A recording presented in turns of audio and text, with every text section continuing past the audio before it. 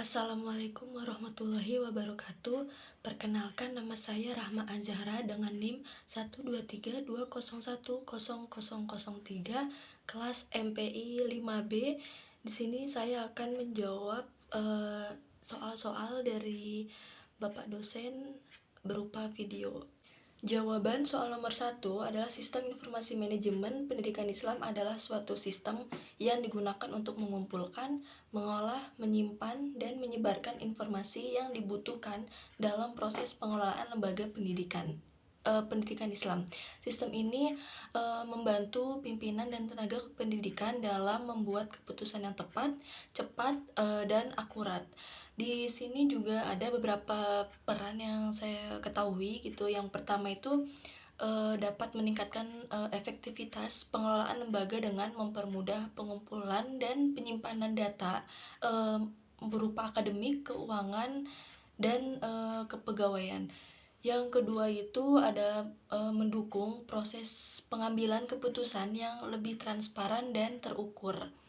Yang ketiga itu ada mempercepat layanan administrasi dan akademik sehingga meningkatkan kualitas pelayanan pendidikan Islam itu sendiri. Yang nomor 4 itu ada membantu lembaga pendidikan Islam menjadi lebih adaptif terhadap perkembangan teknologi. Selanjutnya jawaban soal nomor 2 yang dimana komponen utama dalam sistem informasi manajemen. Yang pertama itu ada perangkat keras atau hardware seperti komputer, server, jaringan, dan perangkat penyimpanan data. Yang kedua itu ada perangkat lunak atau software yang dimana sistem aplikasi ini digunakan untuk mengolah data pendidikan. Yang ketiga itu ada data yang dimana data ini berisi informasi akademik, keuangan siswa, guru, dan sarana prasarana. Yang keempat itu ada prosedur yang dimana prosedur ini berisi tentang aturan atau alur kerja dalam proses pengumpulan, pengolahan, dan pelaporan data. Yang kelima itu ada manusia atau bisa disebut dengan brandware yang dimana semua pihak yang mengelola dan menggunakan sistem seperti guru, operator, dan pimpinan sekolah. Keterkaitan antara komponen ini itu setiap komponen tentunya bisa saling terhubung untuk mendukung proses pengambilan keputusan, dan data ini diinput melalui hardware dan diolah oleh software dengan mengikuti prosedur tertentu dan bisa diakses oleh manusia untuk mendukung keputusan manajerial secara efektif. Selanjutnya, jawaban nomor 3, digitalisasi administrasi pendidikan adalah proses penggunaan teknologi digital dalam pengelolaan kegiatan administrasi lembaga pendidikan, seperti pencatatan data siswa, absensi, keuangan, surat menyurat, evaluasi, dan pelaporan. Contohnya itu seperti penggunaan sistem informasi akademik atau aplikasi di setiap manajemen sekolah itu sendiri. Yang pertama itu ada hubungan dengan transparansi, yang dimana yang pertama itu ada akses informasi terbuka, yang dimana sistem digital memungkinkan data akademik, keuangan, dan kegiatan sekolah dapat diakses oleh pihak yang berkepentingan seperti guru, siswa, wali murid, dan pengawas secara cepat dan jelas. Yang kedua itu ada mengurangi praktik tidak jujur, yang dimana ketika semua transaksi dan keputusan tercatat dalam sistem, peluang manipulasi data atau penyalahgunaan kewenangan dapat diminimalisir. Contohnya itu seperti orang tua santri di lembaga pendidikan Islam dapat memantau perkembangan anak-anaknya seperti perkembangan belajar, absensi, dan pembayaran secara langsung melalui portal atau aplikasi. Dampaknya itu lembaga ini menjadi lebih terbuka dan dipercaya oleh masyarakat.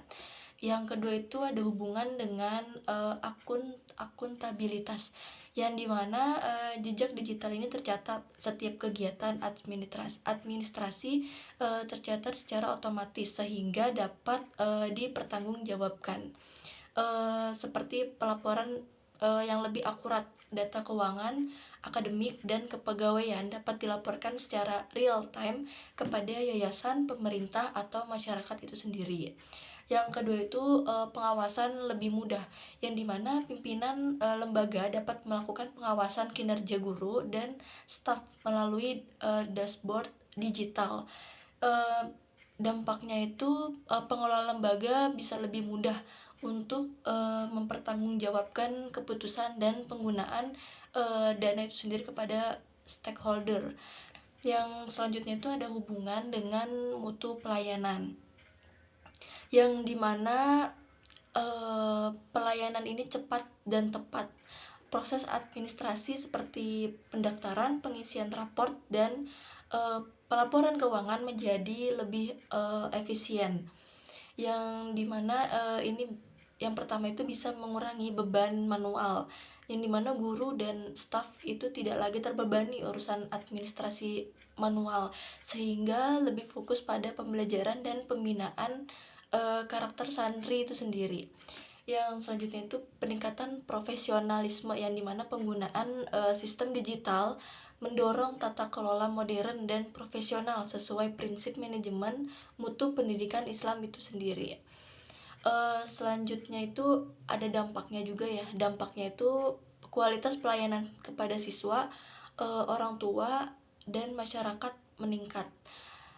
Yang selanjutnya itu ada konteks lembaga pendidikan Islam, yang dimana dalam lembaga pendidikan Islam itu digitalisasi ini juga mendukung eh, mendukung mendukung integrasi nilai-nilai Islam dalam sistem administrasi. Misalnya itu seperti pelaporan kegiatan keagamaan dan pembinaan akhlak itu sendiri. Terus ada penguatan kepercayaan penguatan kepercayaan masyarakat terhadap pesantren atau madrasah. Selanjutnya itu jawaban nomor 4, langkah-langkah sistematis yang dapat dilakukan di madrasah sanawiyah. Yang pertama itu ada analisis kebutuhan. Langkah pertamanya itu kita harus memahami masalahnya dulu dan kebutuhan madrasah secara menyeluruh. Kegiatan yang dilakukan itu seperti mengidentifikasi jenis data yang dikelola, data siswa, guru, keuangan, nilai absensi atau pelaporan. Yang kedua itu ada menganalisis alur kerja saat ini, yang dimana contohnya itu seperti data yang mudah hilang atau sulit dicari.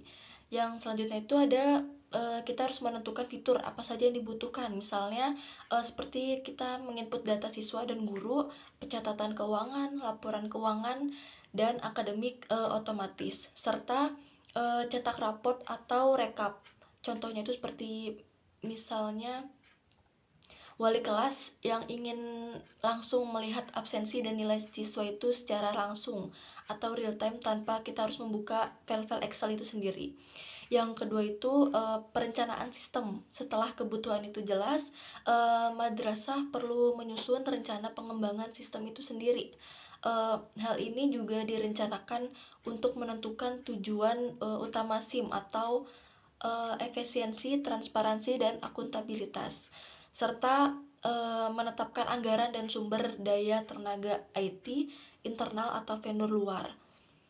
Kita juga bisa dapat menentukan platform sistem seperti berbasis web yang mudah diakses dari komputer atau HP itu sendiri. Selanjutnya itu kita bisa menentukan struktur data dan hak akses, misalkan seperti admin, guru, bendahara, atau kepala madrasah.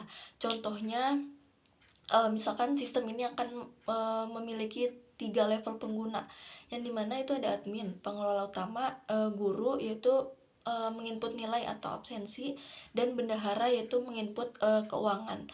Yang ketiga itu ada desain sistem, yang dimana pada tahap ini tim pengembang merancang tampilan dan alur sistem untuk mendesain antarmuka yang mudah digunakan.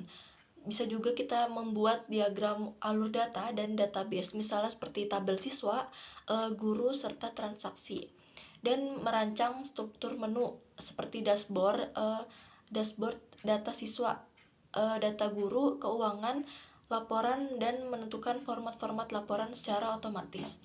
Contohnya itu seperti saat kita membuka dashboard atau menu, kepala madrasah dapat langsung melihat berapa jumlah siswa yang aktif dan saldo keuangan itu sendiri.